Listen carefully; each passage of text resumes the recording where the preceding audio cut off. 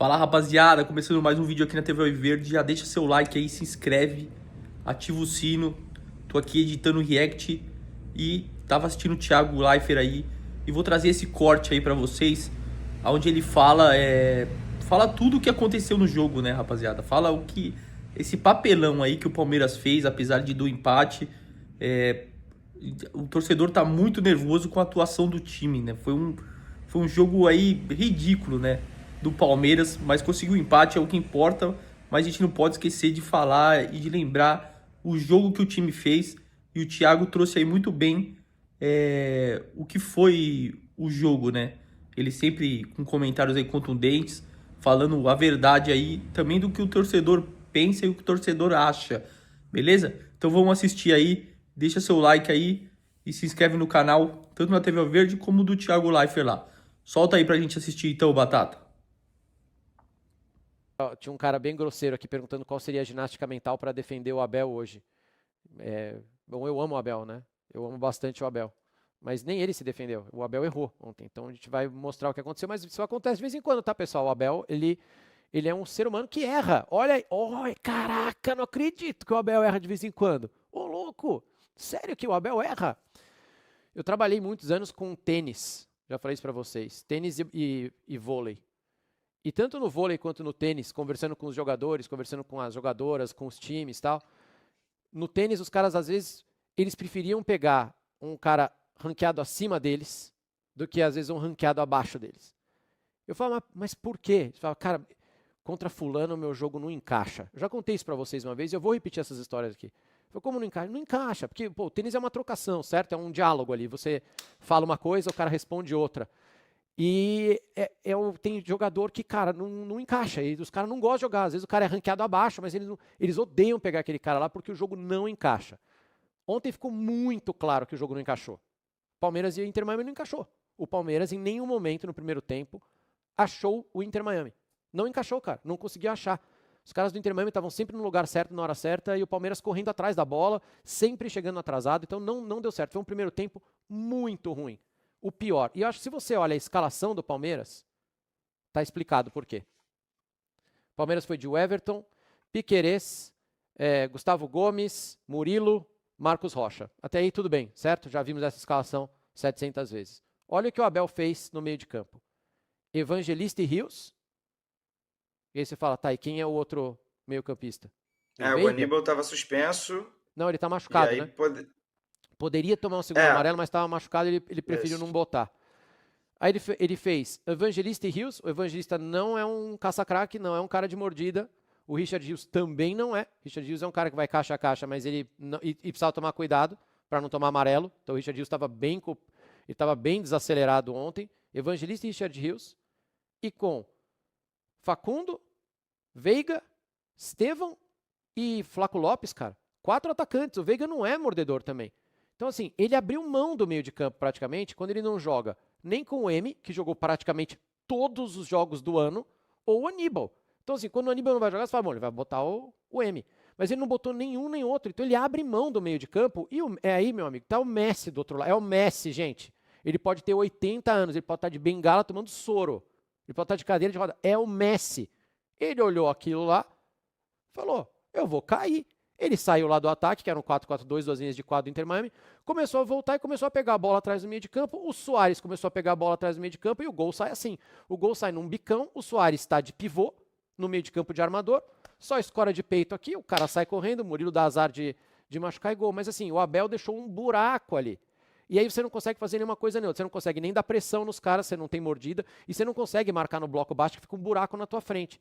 Então, se o primeiro tempo deu completamente errado. Essa é a minha análise do primeiro tempo, além de outra coisa que eu vou falar daqui a pouco. Que mais, Canedinho? Foi horroroso, sim. Eu acho que o ponto da escalação era esse aí, entrar o M, muito palmeirense transtornado, criticando, cornetando. E acho que dessa vez o próprio Abel reconheceu na coletiva, então não tem nem o que falar, assim, não tem nem o que argumentar.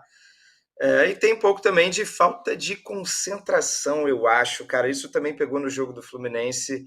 É o famoso, poxa, né? A gente já fez melhor aqui contra times mais fortes, agora a gente vai enfrentar o time um pouquinho pior, e aí o nível de concentração baixa um pouquinho, E, ó, de repente também aqui na MLS estão falando, ó, que lugar o Inter Miami terminaria o Brasileirão? Porque, Calma. cara, né, É. as coisas acabam se igualando. E aí o Inter Miami conseguiu, depois abriu até o 2-0 numa jogada do Suárez, que o Suárez tem sido cornetado aí, acho que nos últimos meses por muita gente, Uhum. mas classe é permanente, já dizia o poeta. Porra. Então, depois de um primeiro tempo ruim, né, o Inter Miami ainda faz o 2-0, o Palmeiras demorou a reagir, mesmo com outras substituições que fez.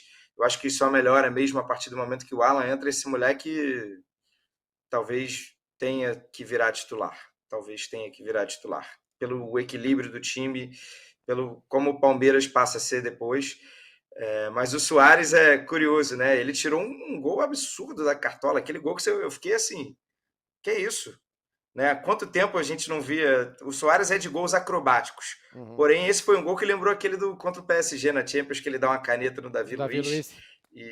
e depois chuta cravado, né? É. Porque não dá, o Suárez realmente ele tem uma dificuldade de mobilidade que a gente consegue Nossa, notar, no né? Já, aquecimento. Já dá pra ver no aquecimento já, meu. já Tava é errado super já. veterano e tirou sem joelho, né? Desde o período do Grêmio, né? Que ele já apresentava dificuldades ali para jogar em gramado sintético, etc. E tirou um golaço da cartola que, meu Deus, como foi gostoso presenciar esse momento também, sabe? É um gol assim que a gente depois pode contar aí para os feeds. É. E aí vem a outra coisa que eu queria falar. Ninguém vai tirar da minha cabeça, ninguém vai tirar da minha cabeça, que os moleques do Palmeiras, e são muitos, são jovens, né? Deve ser um time mais jovens que a gente tem na Copa do Mundo de Clubes. Pipocaram pro Messi, pro Suárez e pro Busquets, tá? Eu acho que ninguém vai tirar da minha cabeça que aqueles moleques, a hora que eles viram o Messi com a bola, eles tremeram. Ninguém vai tirar da minha cabeça. Porque o Messi fez uma falta no Veiga e tomou amarelo. Ninguém encosta no Messi. Eu sei que é difícil você achar ele. Ele é muito rápido, a bola fica muito grudada no pé dele e tal. Mas ele pegava na bola, ele tinha 8 metros em volta dele. Ninguém ia nele. Tava todo mundo cagado de medo do Messi. Suárez, a mesma coisa, eles deitaram, porque ninguém. Lembrem-se que o apelido do Estevão na base, qual era? Vocês lembram, chat? Messinho. Messinho. Você acha que não afeta o cérebro do cara? Claro que afeta. Você vai jogar contra o Messi, seu apelido era Messinho. O Estevão errou absolutamente tudo ontem. Tudo. Ele driblava perdia a bola. E aqueles lances que ele vem cortando para trás, que ele bate de direita ou de esquerda, dos dois lados ele consegue fazer. E que contra o Mirassol é caixa, contra o São Bernardo é caixa. Ontem ele mandou a bola lá na cadeira do Canedo, lá na arquibancada do Hard Rock Stadium, 2 vezes. Claro que afeta, claro que afetou. Ontem eles olharam aquilo lá e eles tiveram dificuldade. Ainda com medo de tomar amarelo, piorou. Mas eu acho que teve sim um peso de, cara, olhar e falar, meu Deus, tem o Messi, o Suárez e o Busquets ali do outro lado. O Estevão, cara, ele até deu essa declaração também. Eu acho que ele reforça não necessariamente o fato de ter sido Messi do outro lado, mas é o fato de estar muito perto dele e jogar no futebol europeu. Ele falou que tá difícil manter a cabeça, e ele é um moleque, assim, ele tá sentindo, né? Tem a possibilidade de acontecer um Palmeiras e Chelsea nas quartas de final. Como é que vai ser a cabeça desse moleque? Porque é óbvio, ele tá liberado para jogar pelo Palmeiras, mas a cabeça dele, né?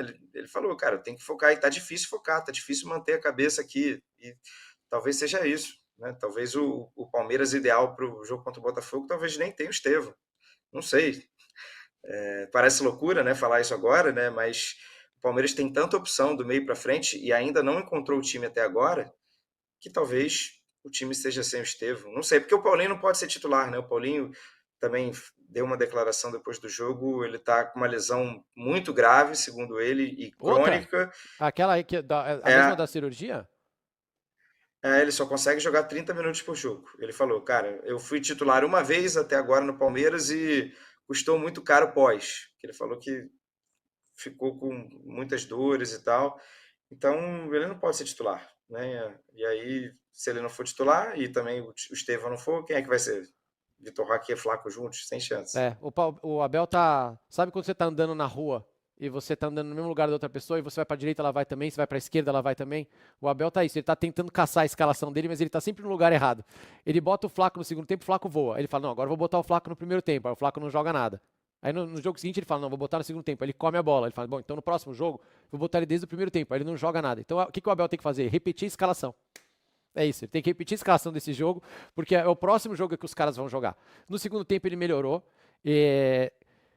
Eu acho que o Maurício, desde o Paulista, o Canedinho vai lembrar, quando a gente pegou a janela do Palmeiras, os contratados, alguns estavam machucados, o Paulinho ia passar por cirurgia, não sei o quê, a gente começou a tentar montar o time do Palmeiras do Mundial. Eu falava pra vocês, eu não consigo encaixar o Veiga nesse, ele é meu 12º jogador, eu não consigo, Esse com não certeza consigo. perdeu espaço. Eu não consigo encaixar o Veiga. A torcida, isso virou corte nos perfis de palmeirenses aqui para conversar. Muita gente fala, não, ele vai jogar assim, ele vai jogar assado, mas eu continuo não vendo o lugar do Veiga nesse time. E eu prefiro o Maurício, por exemplo. Acho que o Maurício tá jogando super bem. Então ontem acho que ficou bem claro que talvez o Veiga seja um cara para o segundo tempo, como ele entrou muito bem contra o Porto, para já mais para o final, para oferecer uma outra coisa, ficar mais perto da área, já com o outro time já mais cansado. Mas desde o primeiro tempo, nesse meio campo que o Abel montou ainda, muito difícil de entender o que o Veiga estava fazendo ali. E quem mudou o jogo foi o Alan, cara. Que moleque bom. O passe que ele deu pro Mais uma Paulinho vez, é hein? brincadeira.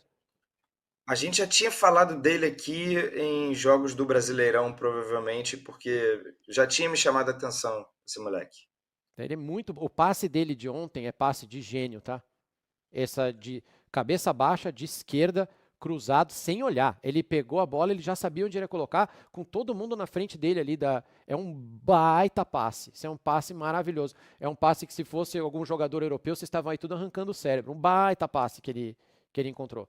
E o Palmeiras é isso, assim. Por mais que o plano tenha dado errado, por mais que ontem não tenha sido uma noite inspirada no primeiro tempo, nem do Abel, nem dos jogadores, por mais que eles tenham sentido a presença do Messi, do Busquets e do Suárez, o Palmeiras tem muito coração. O Palmeiras é um time muito aguerrido, é um time muito difícil de ser batido, é um time que não desiste. Por mais que esteja tudo dando errado, eles vão continuar insistindo, eles não têm medo de errar, não têm medo de chutar a bola lá longe, não têm medo de ir pro ataque, mesmo quando as coisas dão errado.